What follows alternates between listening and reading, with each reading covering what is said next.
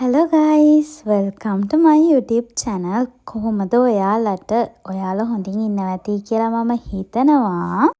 ඔයාලා ඉතින් දැන්ටමත් දන්නවනේ මම මේ මොකද්ද කරන්න යන්නේ කියලා. ඔව් මම මගේ ඩ්‍රෙසින් ටේබල් එක අස් කරන්න යන්නේ. මේකේ බඩු හැම තැනම තියෙන්නේ. ගොඩක්ම හැඳි වෙලා තියෙන්නේ. ඉතින් මට හිතුණා ඒක අස් කරන වීඩියෝ එක ඔයගොල්ලොත් එක්ක කරන්න ඕන කියලා. මම මොකක් හරි කොහේ හරි ගමනක් යන්න ලේස්ති වෙන්න මොකක් හරි බඩුවක් හොයාගන්න මට කොහොම හරි විනාඩි 10ක් විතර යනවා. ඒ නිසා ඉතින් අද අපි මේක අස් කරමු. ඔයාලා බලන්නකො මේ මම මොකක් හරි වැඩක් කරන්න ගියොත් මෙයත් මගේ ඇස්සට වෙලා ඉන්නවා. ඉතින් අපි ෂේප් එකේ යවත් තියාගෙන අපේ වැඩේ කරමු. මම ඉතින් මුලින්ම අස් කරන්න හිතුවේ මම කොණ්ඩේට පාවිච්චි කරන එක ගැජමැටික් කෑල්ල දින ලොක එක. ඇත්තම කිව්වොත් ළමයි මම ඕව කිසි දෙයක් මගේ කොණ්ඩේට යූස් කරන්නේ නැහැ. අඩුම ඩ්‍රයි එකවත් පාවිච්චි කරන්නේ නැහැ. මොකද මං කාලයක් ඕවා පාවිච්චි කරන්න අරගෙන මගේ කොණ්ඩේ ගොඩක්ම ගියා. ඒ නිසා ඉතින් මං ඕවා පාවිච්චි කරන එක සම්පූර්ණයෙන්ම නතර කරා. ඒ වුණාත් ඉතින් ওই ලොක එක හැලි වෙලා තියෙනවා. අපි හැමෝන්ටම තියෙන ලෙඩක් තමයි නේද ඉවර වුණු මේකප් බඩු එහෙම නැත්නම් පාවිච්චි කරන්න නැති ක්‍රීම් වර්ග කවදා හරි පාවිච්චි වෙයි කියලා හිතලා ඩ්‍රෙසින් ටේබල් එකේම තියාගෙන ඉන්න එක. මම නම් එහෙම කෙනෙක් තමයි. ඉතින් මං අද තීරණය කළා මගේ කල්ලිකුතුණු සහ පාවිච්චි කරන්නේ නැති දේවල් ඔක්කොම අයින් කරලා දාන්න. මොකද එතකොට මගේ ඩ්‍රෙසින් ටේබල් එක හැඩි වෙන එකක් නෑ. බලන්නකො ළමයි මගේ මේ ඩ්‍රෙසින් ටේබල් එකේ තියෙන ලොකර් ඇතුලේ මෙච්චර බඩු ගොඩක් තියාගෙන හිටියද කියලාත් මට හිතා ගන්න බෑ. ඒ කියන්නේ මං හිතන්නේ ගෙදර තියෙන හැම බඩුවක්ම මේකේ තියෙනවා. දැන් ඉතින් මේ බඩු කන්දරාව අස් කරන්න තමයි තියෙන්නේ ඉතින්. හරි.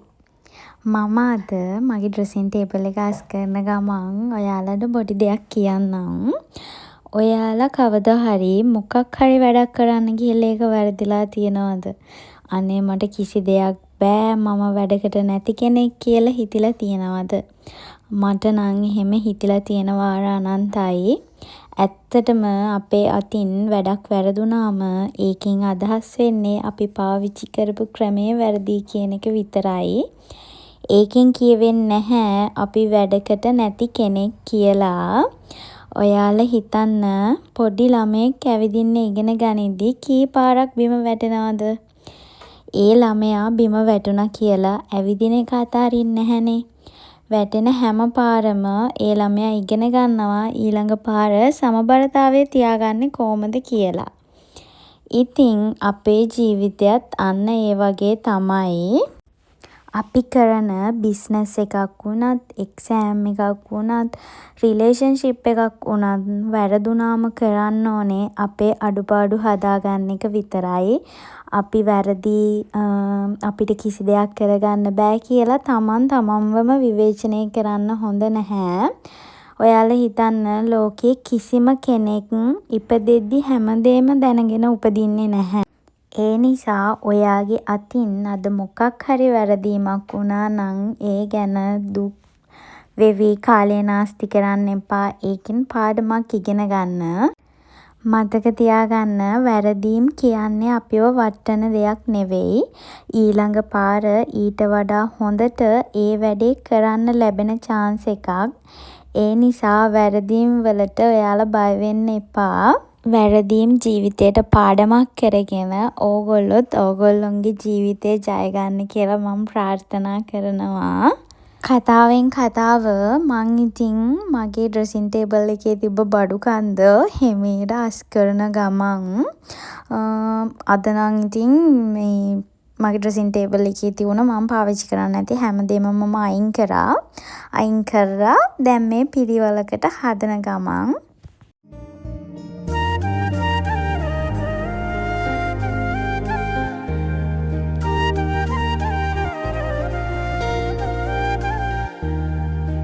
ඔන්න ඉතින් දැන් තමයි ලොකර්ස් වල තිබුණු බඩු ටික අස් කරලා ඉවරුනේ. දැන් තියෙන්නේ ඉතින් ඩ්‍රෙසින් ටේබල් එකේ උඩ තියෙන බඩු ටිකයි මිර එකයි අස් කරන එක විතරයි.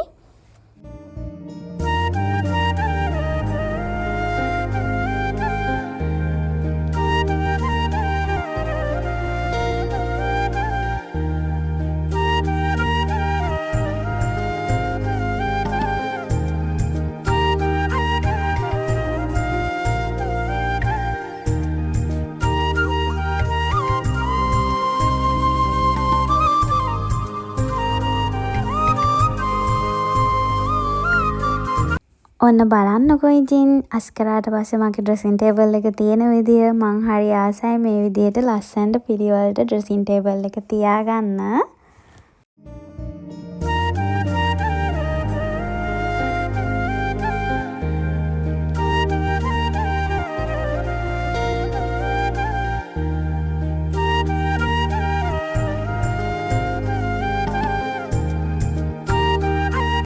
එහෙනම් ඉතින් අදට මෙතනින් මම මේ වීඩියෝ එක ඉවර කරනවා.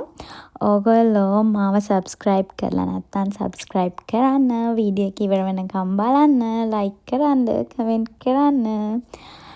ඊගාවට මම කරන්න ඕන වීඩියෝ එක මොකක්ද කියලා ඕගොල්ලෝ පල්ලෙහෙන් කමෙන්ට් එකක් දාගෙන යන්න.